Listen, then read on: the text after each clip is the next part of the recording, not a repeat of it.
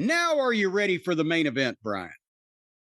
Proto star Kyle Fletcher against Hangnail Adam Page in the Owen Hart tournament match. Can you explain to me what the Proto star's gimmick is? He's got a bald head. He's coming out wearing reading glasses. He's got a pink leather outfit with feathers on it that looks like it came out of Rip Rogers' closet. What is his gimmick? His gimmick is that he has looked at everyone else's gimmick and tried to take a little bit from everyone. He's kind of like the Seth Franklin Rollins of the Don Callis family. What is his gimmick? I don't know. He's just wacky. He had long hair, or the bleach blonde hair, and that whiny voice. He's put on a ton of muscle. He looks physically great. Physically great. But, it's like a little bit of HBK in the wardrobe. It's a little bit of Randy Orton, a little bit of this. Doesn't really connect yet. He's trying. Yeah. He's trying, though. And I wonder if they're giving him voice lessons, because we haven't heard him talk in a while. But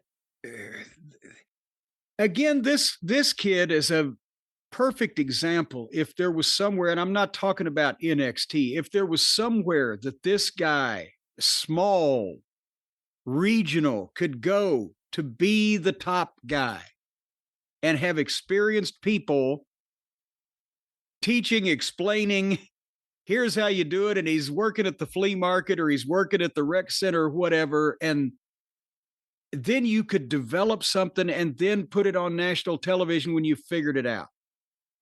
But as it is, it's just all being thrown together as they go, and they think that having 20-minute long fucking matches where they do all kinds of moves is going to get him over, when there's absolutely no rhyme or reason to his booking, his progress in the company, the way that he dresses doesn't match the way that he looks, doesn't match the way that he talks. He has the proto star.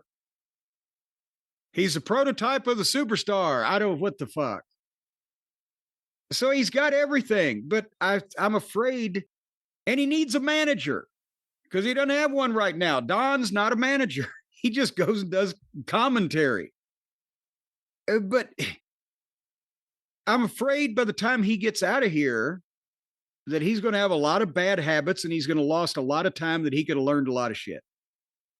Anyway, they started this thing, and at 10 p.m. Eastern, they had been going 20 fucking minutes. And they went about 2 minutes into the overrun. And I'll give you the finish. Page goes for the buckshot lariat, but as he's flipping over the top, Kyle shoves the referee out of the way. When Page lands, he football kicks Page right in the balls. Whoa! And picks him up and gives him a hell of a looking brain buster. Boom, and covers him, and the referee goes down. 1, 2. And fucking the dipshit kicks out. And within 1 minute, the guy that got kicked in the balls and brainbustered did the same move, the buckshot, where he flipped over the top rope and clotheslined him. 1, 2, 3. Beat the fucking guy that just kicked him in the balls and brainbustered him like nothing was wrong and nothing had happened. How do you give a guy that finish and expect him not to quit, walk out, give his notice, go, you fight you? Yeah, here's the thing, Brian. He's going to go for the buckshot. You're going to football kick him right in the nuts. And then you're going to pick him up and brainbuster him. And your brainbuster looks great. And he's going to kick out of that. And then he's going to get up and kick your ass and hit his finish. 1, 2, 3. That would be the sign for you to just fucking pick your goddamn bag up and walk out to your car. And now the tournament final of the Owen Hart tournament is Page versus Ospreay. What the fuck?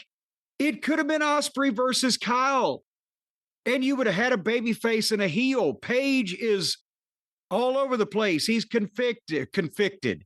He's conflicted. I wish he was convicted. He's there, the bad guy that feels bad about being bad, so he's kind of good, or whatever the fuck they're trying to do with him now. But the point is, it doesn't make sense to have him against Osprey. Osprey should win this. Osprey should win the world title in the stadium show instead of being in 6-man tags with his buddies. And if you'd have had this match and had Kyle beat Page here with the football kick to the nuts and the brainbuster, then it don't hurt Page, and he's pretty much useless at this point anyway. They've deluded themselves into thinking that Page is still over when he wasn't over to begin with.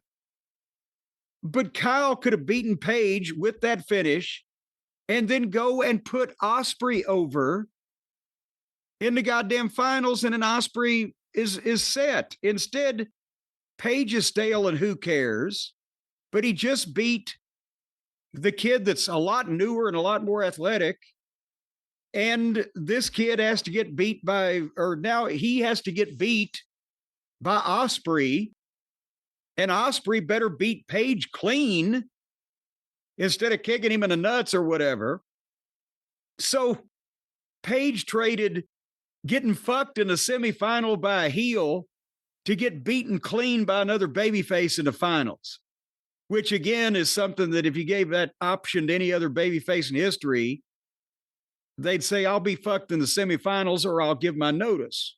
What if he's going over in the finals? Well, then they're complete idiots. And in that case, then Osprey needs to quit for fucking booking malfeasance.